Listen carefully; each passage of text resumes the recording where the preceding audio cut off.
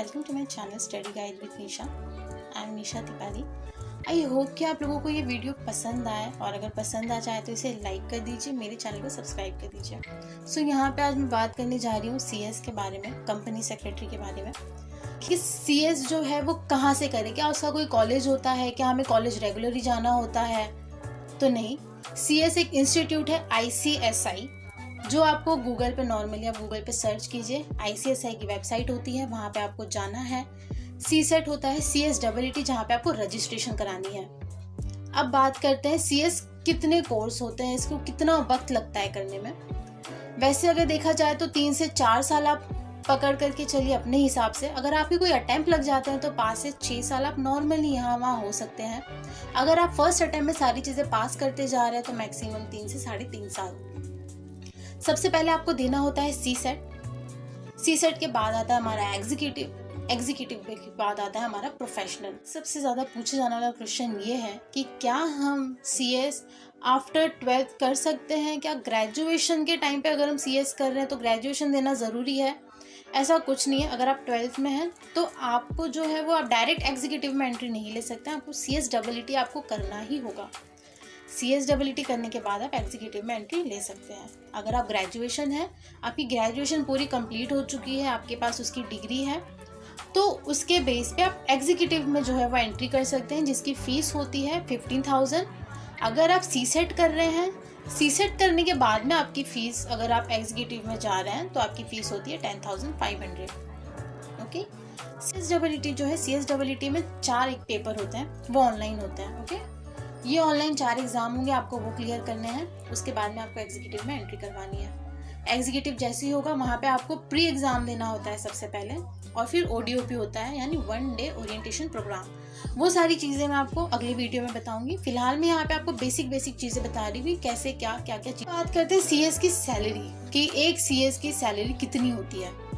CS की salary, अगर आप एज अ फ्रेशर हैं, अगर आपने इसके पहले कभी जॉब नहीं किया है और आप डायरेक्ट अपने एग्ज़ाम आपका क्लियर कर लिया, आपके पास CS की सारी चीज़ें आ गई हैं, आप पास आउट हो चुके हैं, आपने इंटर्नशिप कर लिया है, उसके बाद अगर आप जा रहे हैं तो बेसिकली आपकी जो एज अ फ्रेशर आपकी शुरू होगी 30-35 मैक्सिमम। यहाँ पे आपको कोई भी नहीं बता सकता है, क्योंकि सैलरी आपकी डिग्री से नहीं दी जाती है, आपकी नॉलेज से दी जाती है, आपकी क्वालिफिकेशन से, आपकी पर्सनैलिटी।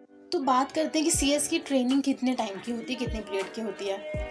CS की ट्रेनिंग पीरियड होती है जब आप प्रोफेशनल, अगर आप एग्जीक्यूटिव के बाद अगर आप करना चाहते हैं तो आप कर सकते हैं।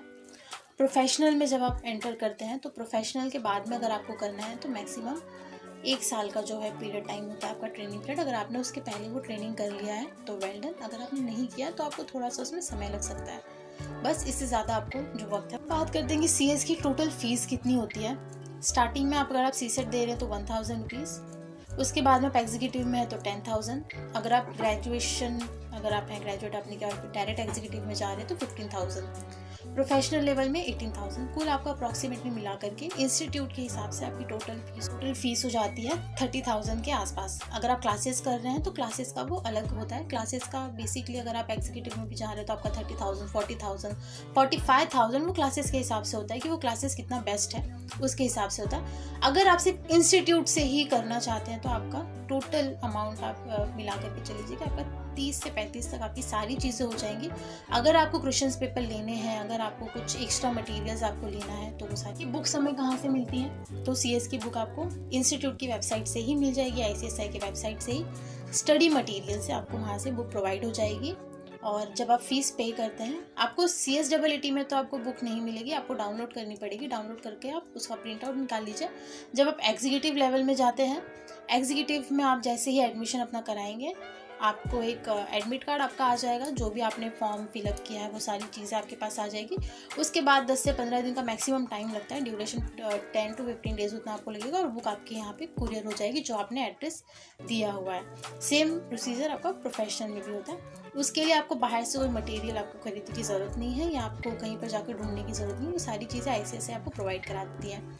किस तरीके से प्रोवाइड कराती हैं, कैसे कराती हैं, आपको किस तरीके से करना होता है, अगर आप फ़ोन से कर रहे हैं, आपको किस तरीके से डाउनलोड करनी है सारी चीज़ें, वो सारी चीज़ें मैं आपको अपने नेक्स्ट वीडियो में मैं आपको डिटेल में बताऊंगी कि किस तरीके से। बात आती है कि क्या हिंदी मीडियम के स्टूडेंट CS कर सकते हैं।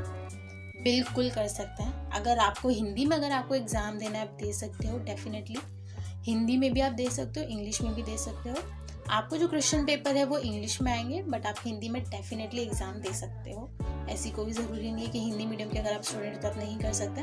बट हाँ, आपको इंग्लिश थोड़ा सीखना ज़रूरी है, क्योंकि जो ICSI के जितने मटेरियल्स हैं, आप जितने बुक्स अगर आप पढ़ेंगे तो वहाँ पे इंग्लिश क्या होती है, इंपॉर्टेंट होती है। और एक CS, अगर आप CS हो तो आपका इंग्लिश कम्युनिकेशन जो है बहुत ज़्यादा फ्लुएंट तो मैं नहीं कहूँगी, बट एक नॉर्मल होना चाहिए, ताकि अगर सामने वाला अगर कोई हो, जैसे कि अगर आप इंटरव्यू देने गए हैं और अगर इंटरव्यूअर आपसे अगर कुछ क्वेश्चंस कर रहा है, तो आप ये ना कहें कि आप थोड़ी झिझक से जाएं कि मुझे हिंदी में प्रेफर करूँगी कहना, या इंग्लिश नहीं।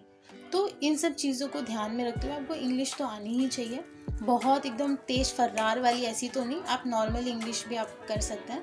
इंग्लिश में आपको क्या करना है, कैसे सीखना है, किस तरीके से सीखना है, आपको अपना सेल्फ कॉन्फिडेंस कैसे बढ़ाना है, वो सारी चीज़ें मैं आपको आगे मैं आपको हर एक वीडियो में जैसे जैसे होगा मैं आपको बताती जाऊँगी स्टेप बाय स्टेप। क्योंकि मैं भी एक हिंदी मीडियम स्टूडेंट हूँ और मेरे लिए शुरू में यकीन मानिए बहुत मुश्किल था एक कॉलेज भी पास करना, 11th और 12th भी पास करना, क्योंकि as a Hindi medium student मुझे बहुत प्रॉब्लम्स का सामना करना पड़ा। एंड देन फाइनली जब मैंने डिसाइड किया कि मुझे CS ही करना है, तो CS के बाद मुझे तो पता था कि इंग्लिश तो बहुत इंपॉर्टेंट है। तो जब मैंने जॉब पे शुरू किया कि मैं थोड़ा अगर मैं जॉब पे जाऊंगी तो मुझे लोगों से बातचीत करूंगी और मुझे सारी चीज़ थोड़ी समझ में आएंगी, थोड़ा पढ़ाई से हट के भी मुझे कहीं और से नॉलेज मिलेगा। उस टाइम पे भी मुझे इंग्लिश कम्युनिकेशन में बहुत प्रॉब्लम्स होती थी और मेरा रिजेक्शन भी इसी वजह से हुआ इंटरव्यू में कि आपका जो इंग्लिश है वो थोड़ा ठीक ठाक है, ये वो है। तो ये सारी चीज़ आपको फेस ना करनी पड़े, इसके लिए मैं ये चीज़ कहूँगी, अगर आप CS कर रहे हैं तो आप कोशिश कीजिए कि आप जॉब भी साथ में करें, भले आप पार्ट टाइम करें बट करें, और अपना सेल्फ कॉन्फिडेंस आप बढ़ाएं।